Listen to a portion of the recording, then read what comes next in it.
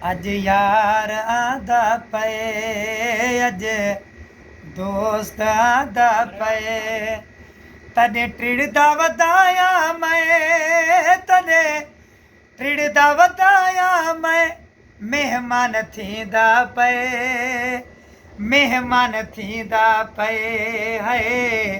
अज यार आंदा पे, अज दोस्त आंदा पे। ओ यका आहद वदा मैं आसा, मत समझी तू मैं नासा।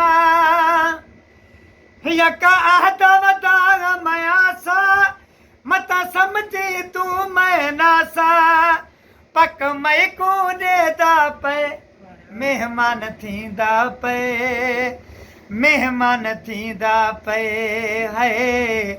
अज यार आंदा पे, अज दोस्त वांदा पे, तने टिड़दा वधाया मैं, तने टिड़दा वधाया मैं, मेहमान थींदा पे, मेहमान थींदा पे है।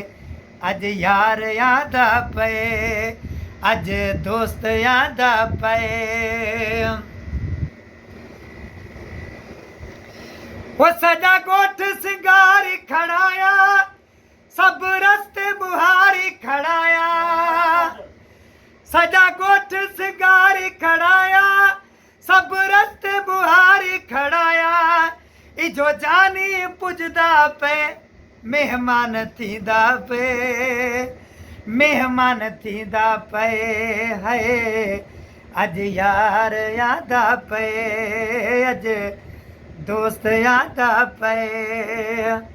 अदा हाजी बदर हीज को बोला मुझो प्यारो दोस्त आ भैरन जेड़ो, उन्हीं जे फरमाइश ते बोल ठहियल आहे हाजी नज़र कंबरानी जेको हींअर जिद्दे में रहे थो, ऐं उन्हीं जो प्यारो दोस्त आहे शाइर गुल नबी कंबरानी साहब। उहो बि मुंहिंजो प्यारो दिली दोस्त आहे। उन्हनि जे हिसाब सां दोस्तनि जे फरमाइश ते कलाम चऊं था ऐं दोस्तनि जी फरमाइश ते ठहियल आहे। आख़िरी मिसरे में चए पियो शाइर पर कहिड़े नमूने सां, अब्दुल्लाह ते खुल गए भाग, अज जश्न करे साराग। अब्दुल्लाह ते खुल गए भाग, अज जश्न करे साराग। बिरहमानी जीदा पे, मेहमान थींदा पे, मेहमान थींदा पे है।